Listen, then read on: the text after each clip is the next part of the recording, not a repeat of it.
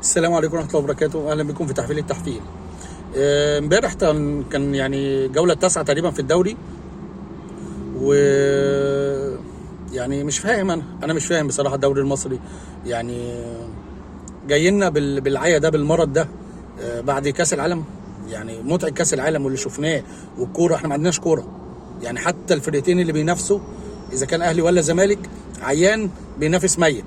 يعني ما كده كده الزمالك ميت من زمان، بس يعني والاهلي بيمرض، بس المرض طال، العيا طال، هو عيان. ما ينفعش. يعني في مشكله في الاهلي وفي مشكله في الزمالك، دي مش لعيبه، ده كواليتي اللعيبه مختلف. احنا ما بقاش عندنا كوره، احنا فعلا ما بقاش عندنا كوره. الدوري بقى سيء، احنا الواحد بقى بيستغرب نتفرج عليه.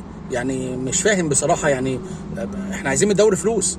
يعني ايه اللي بيحصل ده؟ ايه اللي بيحصل؟ الاهلي بصراحه غريب جدا. السكوت على من امتى الاهلي بيضيع فرصه بالطريقه ديت؟ يعني الزمالك بيتعادل، الاهلي كان يروح متعادل. ايه يعني مش فاهم. هي دي الاثاره؟ يعني هي دي الاثاره؟ هي دي المتعه؟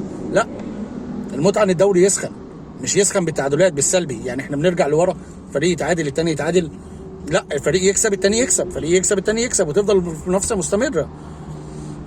موضوع غريب جدا. يعني ده مش دوري بصراحة، واعلامنا على كله حاجة كده بزراميط، حاجة كده كله داخل في بعضه.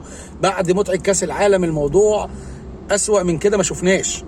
يعني بصراحة غريب قوي. الواحد يعني قبليها بكام يوم ليفربول ومان سيتي، الماتش رهيب رهيب. ليفربول بيدافع بس بيخلص، الفرص بتيجي، كواليتي اللعيبه بتخلص. المان سيتي ما استناش، جوارديولا واقف على الخط، اللي هو لا، مش هسيب الماتش المره دي. مش كل مره يورجن كلوب ياخد منه الماتش يخطفه. المره دي لا، يعني كل مره مان سيتي يكسب وماسك الماتش واداء وكل حاجه، والليفربول يخطف. دي المنافسه خلال الماتش، دي المنافسه. ده بيجيب هدف، ده بيرد عليه بهدف. فالموضوع مش كده. يعني الدوري المصري في الشلالح، يعني مش كده خالص. مش عارف ايه اللي هيحصل. يعني هل دي يعني هل اداره الاهلي والخطيب هتنتظر ان احنا نخش افريقيا بالكواليتي دي؟ هنلعب كاس العالم بالكواليتي دي؟ احنا يعني انا عايز اقول حاجه. يعني بالنسبه للاهلي، موسيماني يا جماعه، يعني الراجل ده حكايه. الراجل ده يعني احسن مدرب جه في تاريخ الاهلي وافريقيا. الراجل ده كان عامل من لعيبه الكسر دي فريق كان قادر ياخد بطولات. ده في سنه ونص 7 بطولات، في سنه ونص 7 بطولات يا جماعه. موسيماني ده اللي ما يقدرش يتكلم عليه، واعلامنا والقذر بتوع السبوبه يعني مستلموه عشان ده ماده حلوه للاعلام والكلام.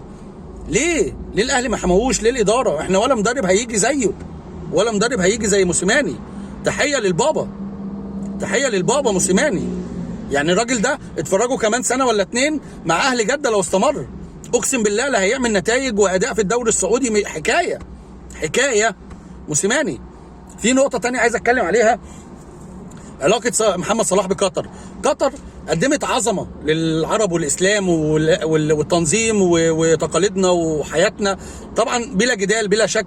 ابهرت العالم يعني، وفرضت سيطرتها على كل دول العالم بكل كيانهم، من وزراء، من لعيبه، من مشجعين، كله يلتزم بالاداء. محمد صلاح بيعاند قطر، يعني لغى قطر بيعاندها. مجرد نزول بالكريسماس دي حريه شخصيه، وصور الكريسماس دي حريه شخصيه، ولكن هو في الاخر بيتحدى قطر. يعني اللي بتعمله قطر هدوا محمد صلاح في صوره. محمد صلاح مسلم عربي مشهور، احد رموز العالم في الكوره. يعني في الاخر هو ضيع هيبه الدنيا بالصوره اللي بينزلها. يعني انا مستغرب الموضوع ده. محمد صلاح دي حريه شخصيه ودي حقه، ولكن انت اللي كنت بتسجد في الملعب، انت اللي خليت الناس تتجه. وليه السجده دي؟ للاسلام. ايه الاسلام؟ ناس كتير دخلت الاسلام، يعني ربنا جعلك سبب. احتفظ، ده حاجه بينك وبين ربنا، فدي حاجه جميله. لما قطر تيجي تعمل كده وانت بعدها ما فيش باسبوع، بعد العالم كله منبهر بتقاليدنا وبالتنظيم الجميل اللي فرضوه، تيجي انت يا عم محمد يا صلاح تضيعه عشان انت راجل مشهور وليك كلمتك. مجرد الصوره دي تنزل ملايين الملايين بتتابعك.